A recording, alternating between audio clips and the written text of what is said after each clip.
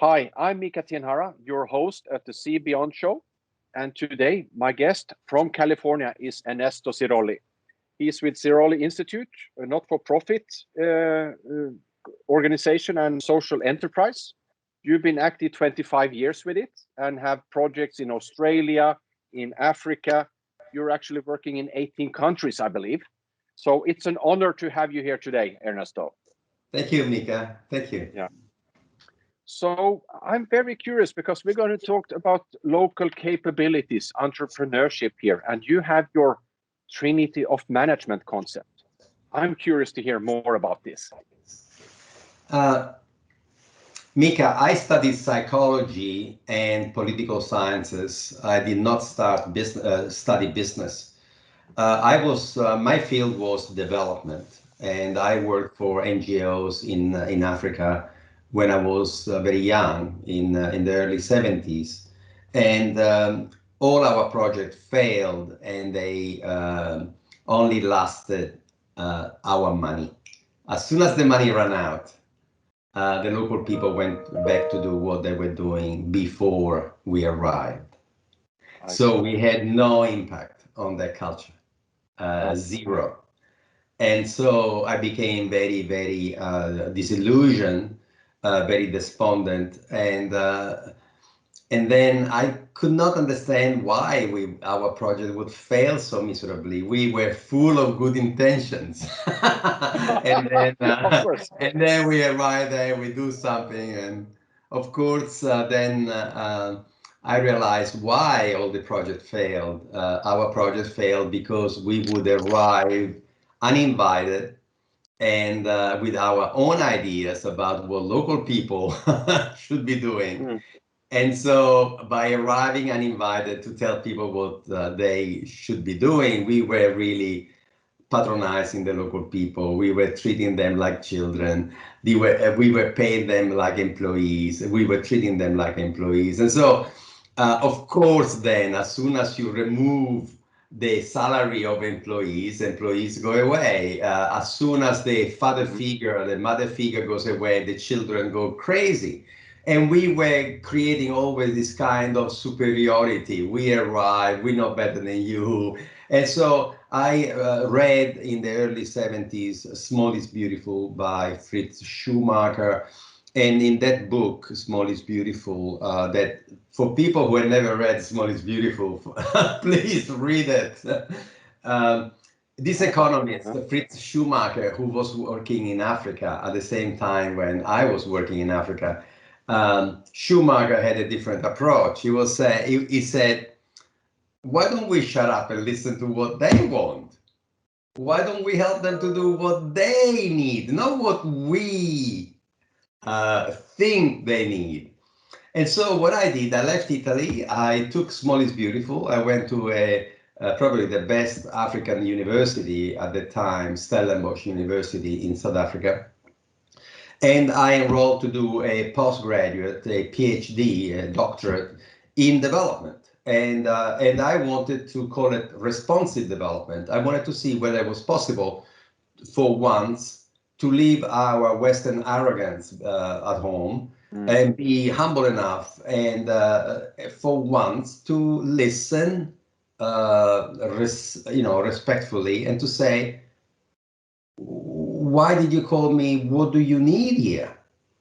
And people say, well, Professor, we called you because we heard that you had done fantastic work in other communities. We have a terrible problem. Can you help us? And then Schumacher, say, well, once they tell you, you are halfway there to help them because now you know what the problem is, you know where the motivation is, and then you apply not the most modern technology. You apply, his concept was appropriate technology to the area, because he was saying, if there is an African village that needs to pump water from under the ground, from a well to the village, don't give them a diesel pump because they don't have the money for the diesel. And now you give them a diesel pump, and now they have to go and create some cash crops to sell to buy diesel. And then when the pump breaks, they don't know how to fix it. Why don't you teach the local blacksmith how to build a windmill? So the concept of appropriate technology is that you should help people doing something that is appropriate to the circumstances. You cannot say, okay, I want to start an ice cream truck to go and sell ice cream to the kids. Okay, well, I think you need applied intelligence. You need to like take it easy. You just need a truck with some ice cream refrigerators in it. You don't need to have this very ultra modern technology. It is, horses for courses. Just adopt. Okay. So I wanted to look at the possibility of doing development in response, and my professor at the university, they challenged me to say, we don't understand what you're talking about because we don't believe that poor people understand what the problem is. I think that it's for us experts to tell them what they need. And I said, no, I study psychology. People always want to improve their lives. So the trick is not to try to motivate. The trick is to understand already what they want. And to understand what they want, you have to make friends. You have to be humble. You have to listen really intensely, active listening to say, okay, why do you want to talk to me? And so I wanted to do an experiment because my professor said, prove it to us that people are self-motivated. And so I started this amazing project in a community with, I moved my dissertation from South Africa to Australia because South Africa, was apartheid was still on. I couldn't do any work in communities, most of the rural communities were Black communities. I couldn't, legally, I couldn't walk in an African village in South Africa to do this. So I moved to Australia, where I was given a scholarship. And so I started to respond to local people who had their own ideas of what to do. And so, of course, the people who have ideas to transform their own talent into a way to eat are entrepreneurs. So I ended up having all these people who had this great skill or passion for something. And as soon as you want to make money out of your skill, out of your passion, you realize that you have to take your product to the market. And then you have to realize that if you do not know how to price your product, so what happened is that now your product costs you more to make it than what you sell it for. So when I started to talk to these entrepreneurs, I discovered that there was this very strange thing happening. Mika, what was happening was I would meet this magnificent craft person, this genius who was making the best smoked salmon product. He had built the kiln. He was a fourth-generation fish processor, was producing the most beautiful smoked fish. And then the only way he had to sell it was the smoke would go through the community. People would come and buy. But he was in a community of very poor people. So when he was going broke, and when he met me, I said to him, how much are you selling this smoked salmon for? And he told me the price was nothing. And I said, this is the best smoked salmon in Australia by far. This should be sold in the best restaurants, the Michelin stars, the 5-star restaurants in the capital cities. And the guy said, I don't have the money to go to the capital city. I live 700 kilometers from the nearest city. I have no money. I'm stuck, and I have no way to go and see these restaurants. And I said, okay, don't you have somebody selling the product for you? He says, no. So I said, would you like me to make some appointments with some restaurants and then you come? Because it's always the quality of the product that actually sells. So if I make the appointment, would you like to come? And he says, oh my God, yes, if you make the appointments, but I don't even know where to start. And I said, me neither, but let me, how many Michelin star restaurants are there? So I went back to the capital city, made a few telephone calls through a restaurateur friend of mine, an Italian restaurant. I said, give me the name of the best restaurants in town. I called them, I said, I discovered this product, it's fantastic, I'm doing some research at the university, and I discovered this product, would you like to? And the guy said, sure, we meet vendors Wednesday and Thursday morning from 10 to 12, 10 to 11.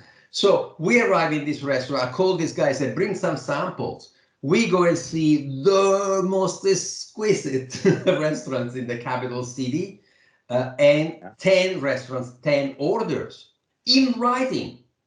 So we go to the bank with the orders from the best restaurant to say we need $2,000 to get a bigger space and to get the proper commercial license. And we got the money straight away.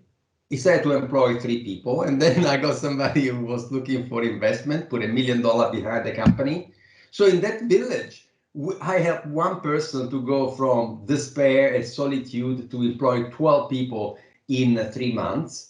So we did an official launch. He told the story, and then other people came to see me. And guess what?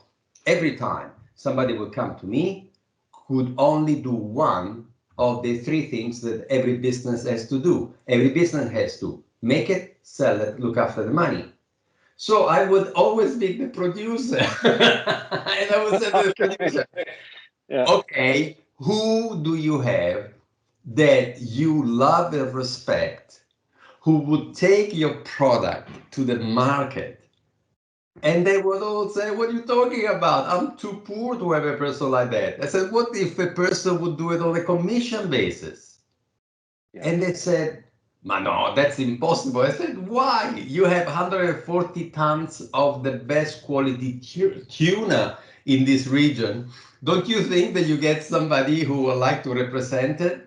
So we helped 5 tuna fishermen to get together. They were all product. And then I found somebody who was a commercial guy, a marketing guy.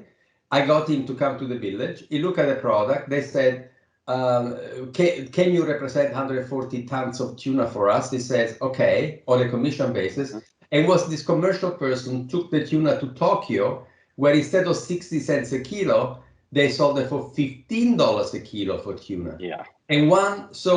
And then I said to the fisherman, listen, this guy is so smart that unless you have a finance person to control him and to sign all the contracts, he may be tempted to, because he will know the real value of your tuna. He will know the buyer. So unless you control this guy through fantastic financials, you will be, and I will be really upset because I've introduced you to the marketing guy.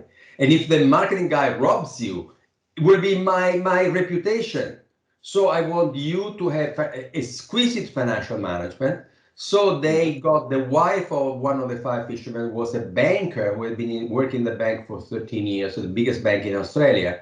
She joined the company, and the first year of sales, they sold $5.7 million of tuna in Japan. And then there was, in that little village of 10,000 people, we had 27 businesses in 24 months, and they were multi-million-dollar businesses. And then they became my dissertation. My dissertation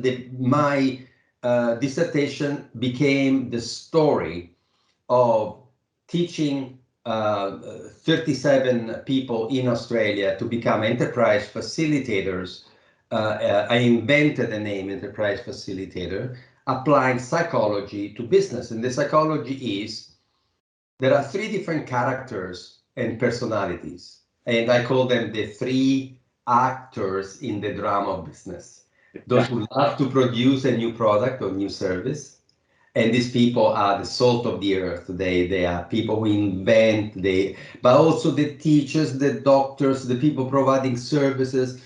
the people who take delight in coming up with something that can add value to the lives of people. Then there are the M. So the P are the people who invent stuff, invent and deliver. Okay, these are the P.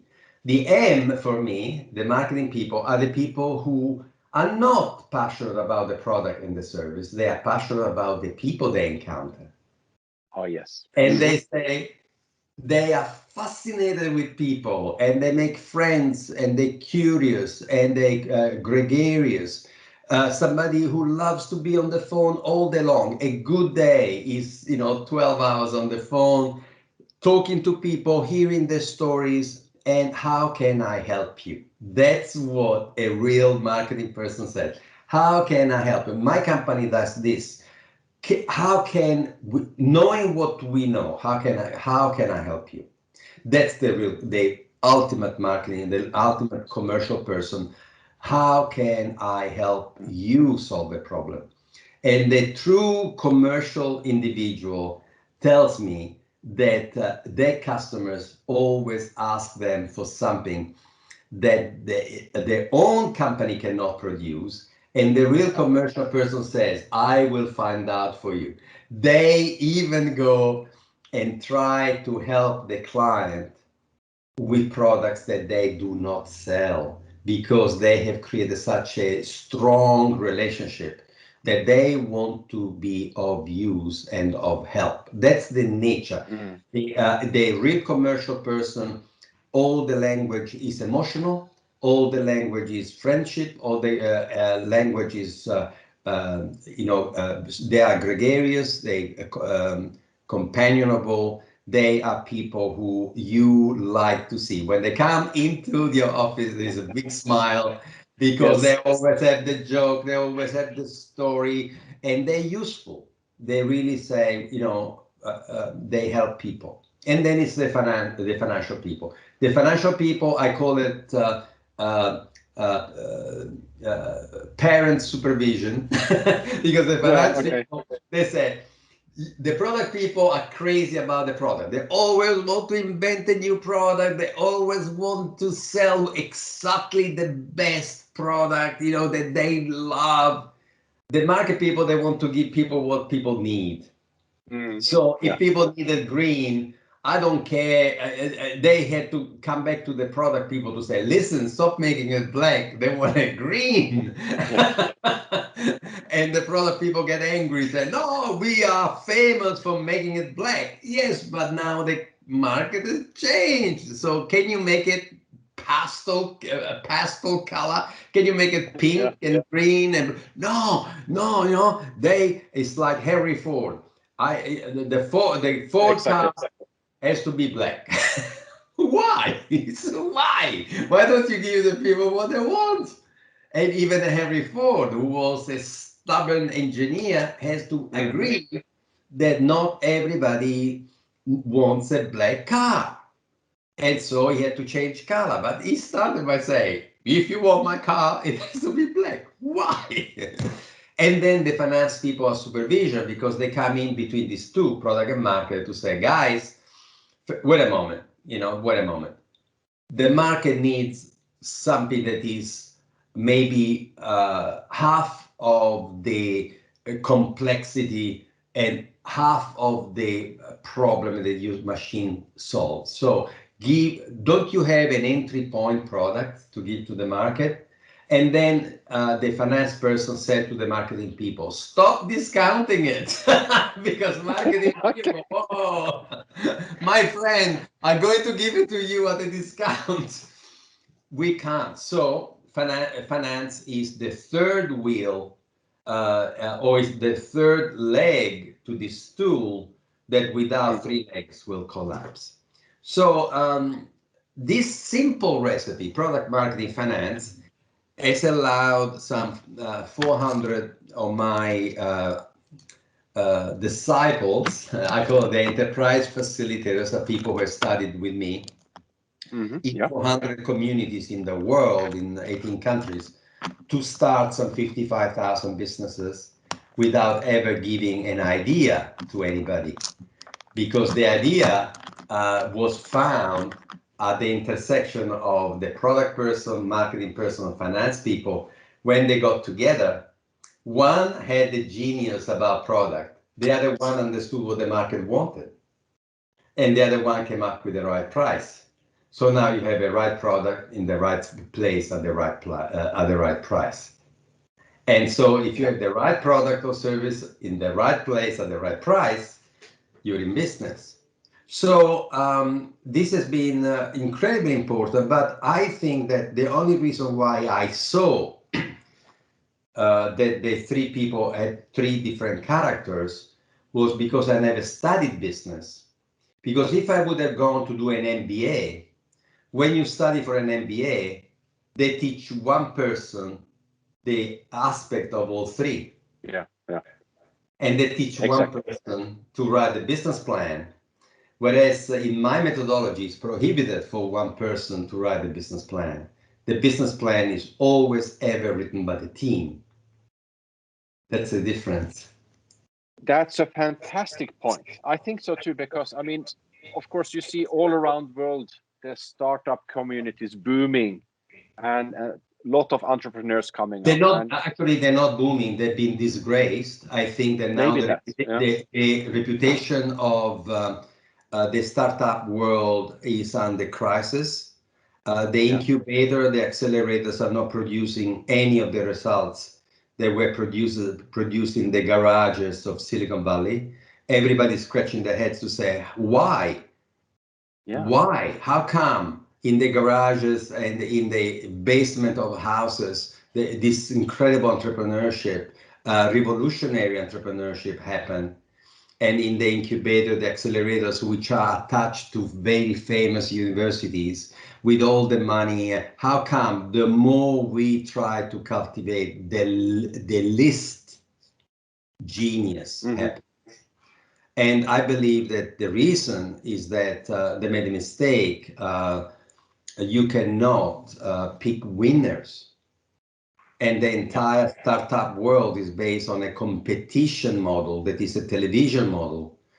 Is Shark Tank, Dragon's Den, Shark Tank, Dragon Den, where it is a belief that you can actually get 300-400 applications coming to you from entrepreneurs, and then some panel of experts will pick the best ones, and then they will incubate 10 of the 400, and out of these 10, they will then cultivate, incubate, spoon feed out of these 10 the next unicorn. They call it unicorns, the billion-dollar startup.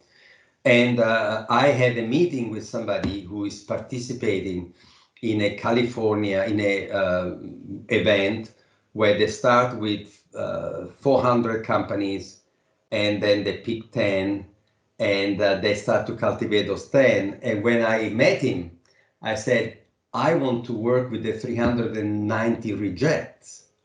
Yeah. And we were having lunch, and the guy was completely lost. He looked at me and said, what are you talking about? Why do you want to work with the worst? And I said, because the only salvation is in numbers. There are two ways to win Olympic medals. Two ways. One is the Russian model, and the other one is the American model. The Russian model, I get all children 9 years old, 10 years old, and I do econometrics on the biometrics, and with the biometric, I measure the weight, the shoulders, the height, the bone structure and stuff, and then out of all these thousands of kids, I get 100 kids who are perfect, body perfect. I've sent them to Siberia for 5 years with the best coaches, and out of those 100, I try to get the Olympic champions, okay? I put them on the right diets, on whatever. Or the American way is get everybody to swim. Get all the schools to have athletic programs. One is the democratic, where you get everybody to play sport, and out of that, they perfect the champion will emerge. And the other one is try to select the perfect body and then teach them how to become Olympic champions. I believe in the democratic approach. I believe that in entrepreneurship, there is no geography to intelligence and passion. That the next genius could be, I mean, not many people know that Steve Jobs was abandoned by his parents, that his father was a Syrian political prisoner from Syria. Very few people know that Steve Jobs is Syrian on his father's side, adopted at birth, abandoned by both father and mother, adopted, who comes up imagining what kind of complete emotional, upheaval as a kid. He was a terror as a kid. And then out of this strange genetic combination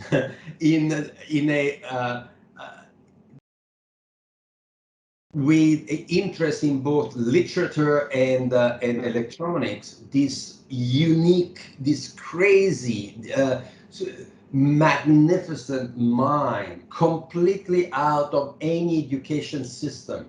This guy comes out with this, with different genetic disposition in a cultural environment where it takes only, is never fitted in any course. It would be like taking things that he thought was interesting. If you would have met Steve Jobs age 16, you would have never invited him to a pitching competition because he was barefoot, long hair, never washed. The story was that he stunk physically because he would not wash. He was, long hair, he was disheveled, and you would get him to come into a pitching competition, nobody would have ever invited him. If Steve Jobs would have been born now, he would have never been given a chance, because now it's all done through pitching competition instead of starting with a couple of friends in a garage. So we have the greatest innovator, the greatest genius that we have seen in a generation that people are trying to replicate. You don't replicate genius, you only discover genius. Excellent. You don't replicate it, you discover it, but you don't discover it by having geniuses do a competition where you set up the standards of what you think is a winner, because that's not the way genius works. Genius are disruptors. So I think that has been a great mistake, the idea of trying to replicate genius instead of democratizing the teaching. What I do and what I'm very proud of is that we believe in diffuse entrepreneurship, generalized entrepreneurship, and we believe that entrepreneurship principles should be taught to everybody at the grassroots. And that's why I've invented the enterprise facilitator, who is the family doctor of business. If invited in a community, we recruit a local person who lives in the village, who speaks the local dialects, who goes around on foot, on a bicycle, or according to where they are. In Canada, the Canadians in the Congo, they are Congolese. Our enterprise facilitators become family doctors of business. They live in the community and they tell everybody, what can you do of these three things? Whatever you cannot do, do you know somebody in your family who can do these other two things? Would you like me to try to find somebody in the community who has this kind of characteristic and talent? So from one solitary entrepreneur, we form a team of minimum 3 people. And then as soon as you can do it, sell and look after the money, you are flying. Yeah. Wonderful. I think that's a fantastic story, Ernesto. Also to think about those three aspects, and definitely, I think entrepreneurship. I mean, go the democratic way. I mean, if we don't get Olympic winners, at least everyone learns to swim, probably. And swim very, very, very well, by the way. You start with the toddlers and everybody in the swimming pool. And so what happened we have to be very careful not to send the message that startups are for the middle classes. And what are we doing now? We are saying that startups are linked to universities, incubators, and accelerators. Yeah. And I think that the moment you do that, you are sending the wrong message to people in the field, to the minorities, to the women who never been in business, to people who are not formally educated. The fact they are not formally educated does not mean that they're not intelligent. Don't you ever confuse intelligence for education. Are you kidding me? Intelligence is DNA. Education is a bourgeois veneer.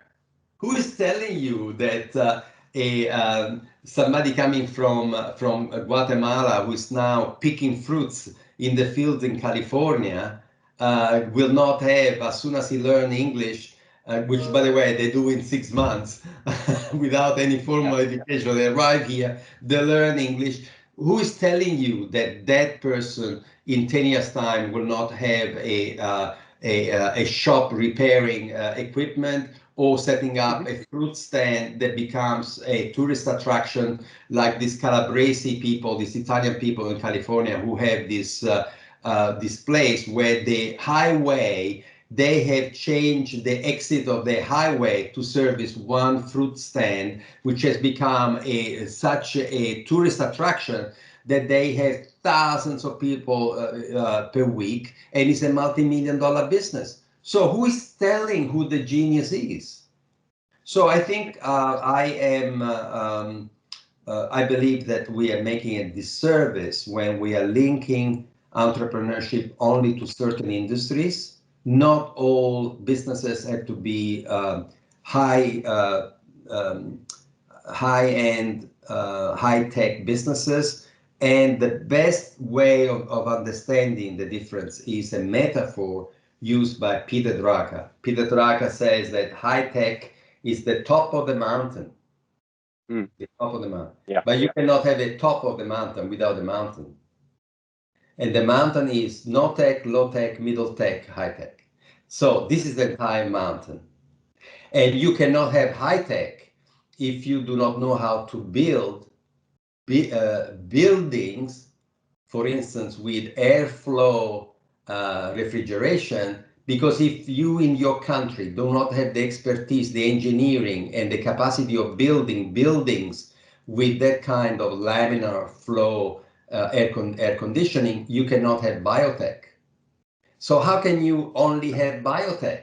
It's like, say, let's go to Africa and give them biotech. You can't, because they cannot build buildings with the kind of refrigeration needed, which is these very sophisticated buildings with laminar flow air conditioning. So you need to have the mountain before you can have the top of the mountain. The top of the mountains are the high-tech businesses. We are now creating entrepreneurship only on the top of the mountain. And it's wrong, because we need also we need to be able to build highways. We need to be able to build buildings. We need to do all the stuff, the service industry, the education, the care, the hospital. To propel the top, to create the top of the mountain, the peak of the mountain, you have to be able to propel everything to a level where at the top of the mountain is a place where they don't make money for 30 years. Remember that the inventors, it takes 30 years to make money. So imagine what kind of society you had to have to allow the top technologists to be working, losing money for 30 years. Yeah, and that's not the model we have these days. But, Ernesto, this is a lot of profound knowledge here, and it's fantastic to listen to you. And I think many more people should listen to you. You have a big audience. I think you deserve an even bigger audience. Go to Sirolli Institute and look at the Trinity of Management. I think we could continue. Maybe we have to do a second session at some point, Ernesto. But it's been a true pleasure to have you here. Lovely, lovely talking to you.